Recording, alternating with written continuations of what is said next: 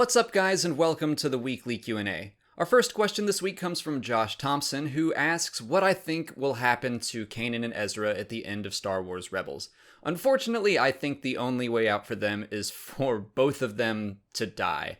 I just think that there needs to be a very, very good reason that they aren't appearing in or even referenced to in Rogue One or A New Hope or any of the stories that take place after Rebels. I mean, in Rogue One, Mon Mothma goes to Bail and she's like, "What about your Jedi friend?" Talking about Obi-Wan, and he's like, "Yeah, I'll go get help, but what about your Jedi friends, Mon Mothma? You've been hanging out with Kanan and Ezra, so why aren't you even considering them as an option?" I think the best reason for that is that they're both dead. I've seen people suggest they could be in the unknown regions or that they just left the rebellion, but both of those sound like cop-outs to me. Knowing that Luke is the last of the Jedi, and especially because Kanan was knighted, I think that put an expiration date on his character. There's probably a little wiggle room for Ezra, but still, I think he would be there to help Luke if he needed help training. So I just think that they both need to be out of there. And I also think that the major theme of Star Wars Rebels is something that's popped up a few times. It's not important why we fight, but also how we choose to fight. And I think it's a lot about Ezra learning that. And he's kind of gone from person to person and group to group, trying to find help for Lothal. He's gone to Kanan and the Ghost Crew, and Maul, and Saw Gerrera, and Obi-Wan, and the rebellion as a whole, and he's been pretty focused on Lothal. We especially saw this in the most recent episode. So I think maybe by the end he's going to learn that maybe the best way to fight is to not fight and do some sort of act of self-sacrifice that helps the galaxy as a whole and not just Lothal, although I do think we're going to get some closure on Lothal, but that's just kind of where I think everything is headed in terms of Ezra's character, and I just think Kanan, he can't survive. Luke Fuller wants to know if there were any other Jedi in the Battle of Khorasan besides Obi-Wan and Anakin. That's a good question, and I don't have a for sure answer for you, but I think they were the only two up there. I just read the book On the Front Lines, which is like a reference book written like a history book. It's pretty cool, but it breaks down all the major battles of Star Wars, and it says that most of the Republic's forces were in the Outer Rim sieges, chasing the Separatists. So Coruscant was pretty lightly defended, and it only mentions clone pilots and Obi-Wan and Anakin. So I think they were alone up there. Nick Laureta asks how I feel about Visceral Games being shut down.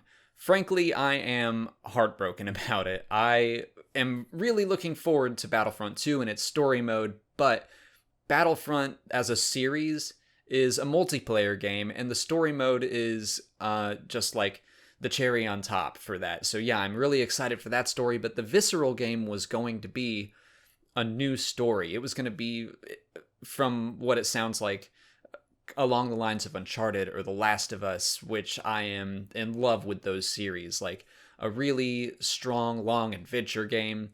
And I guess, I mean, EA is saying that the game is still happening, but they're making changes to it. And I mean, I don't know. I just don't trust that it's going to be what we all hoped it would be originally. So yeah, I am disappointed.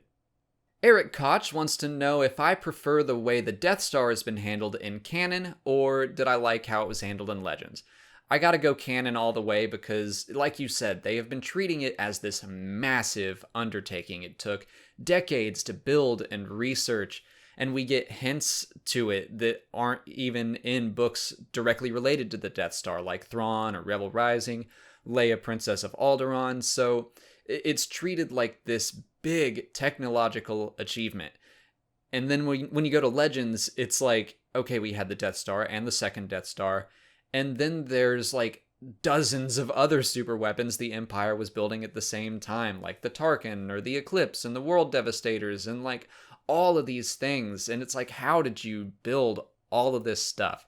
And yeah, in canon, we have 2 Death Stars and Starkiller Base, but those are 3 super weapons spread out over 60 years worth of films. So at least there is a little bit more of like, yeah, these are big deals, where in Legends I've said this before, I just feel like they relied too heavily on super weapons as the big threat to the galaxy, and I would have liked to see them try some new things. So yeah, right now I like the way the canon has handled the Death Star more, and as long as we don't see Starkiller Base 2 pop up in Episode 9, I'm good. David Kent asks if it's possible to change a lightsaber color from, say, blue to green or blue to yellow, since we know about bleeding lightsaber crystals, and that's a great question, and I have no idea. I want to say no, I don't think so, only because we haven't seen any evidence of it. We've never seen that happen, but since we know about bleeding lightsaber crystals and then purifying them so that they become white, I don't know. I mean, technically it seems like it could be possible, but I guess it's just all about that initial force bond that a Jedi or a force user makes with the kyber crystal, and we just haven't seen anything that says that that can be changed. But who knows, really? I just think that was an interesting question, so well done. That's it for patron questions. If you're a patron and you didn't see your question answered here, just head over to Patreon where I left you a written response. If you're not a patron, you can learn more by following the link in the description. Just $1 a month will get you access to extra Star Wars Explained goodies like monthly giveaways and audio commentaries for the films, and the combined donations really go a long way in supporting the channel. On to YouTube questions. Johnny Kilroy asks if we'll ever see teleportation technology in Star Wars.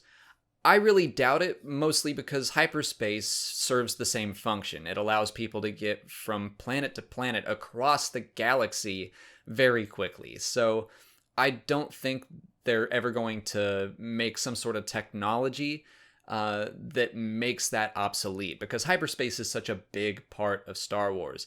Now, instead of technology, I could maybe see it being some crazy force power, like someone became so powerful that they could, alter life on an atomic level and like dissolve their physical being and then recreate it in another place and maybe even another time. I mean, that's an insane force power, but I honestly think that's more likely than seeing it pop up in some form of technology.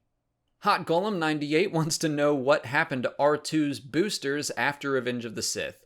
We don't know, but in my mind there are a couple of options. I think maybe they just broke, or maybe they ran out of fuel, or maybe they were taken out of him. Like maybe when he was captured by the Jawas saw that he had rocket boosters and were like, we can use these, and they just took him out of his legs. So I think there are options there, but the answer is we do not know. Stir asks, if Lucasfilm starts exploring the Old Republic era, what kind of content will they explore it in first? I think I've answered this before, but the question had a lot of likes, so I'm going to quickly go through what I think again. I think that a comic is most likely, because that seems to be where they're the most experimental with the stories they put out.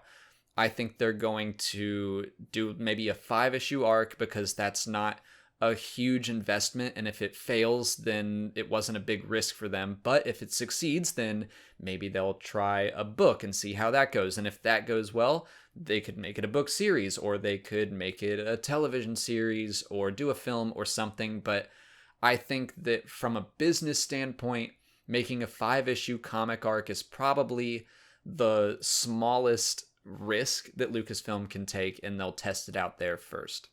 Paul Jancucci wants to know if the Inquisitors' lightsabers were designed to mimic General Grievous's intimidating lightsaber fighting style. I do think it's possible, and honestly, if you asked me when the Grand Inquisitor was introduced, I probably would have even leaned more towards yes, because my original theory on the Inquisitors was that they weren't that well trained in the Force, and their lightsabers were designed to give them more of a competitive edge against more seasoned Force users. We now know that's not true. The Grand Inquisitor was part of the Jedi Temple Guard, and they've said basically that all of the Inquisitors, or at least most of them, came from a Jedi background, and they all fell to the dark side for various reasons. So I think the competitive edge thing is probably still true to some degree, and you might be right that they're inspired by General Grievous, but I think the real answer is that they wanted to set them apart, and so they gave them these crazy new lightsabers that could helicopter and fly, and I do think they're a little bit goofy, but I think that's the real answer, is that they just wanted a new lightsaber design for Star Wars Rebels. Nathan Smith asks, if I could get rid of one thing from the Star Wars canon, what would it be? I'd wipe out Starkiller Base and think up something new. Don't get me wrong, I loved The Force Awakens. I loved all the new characters. I enjoyed the story.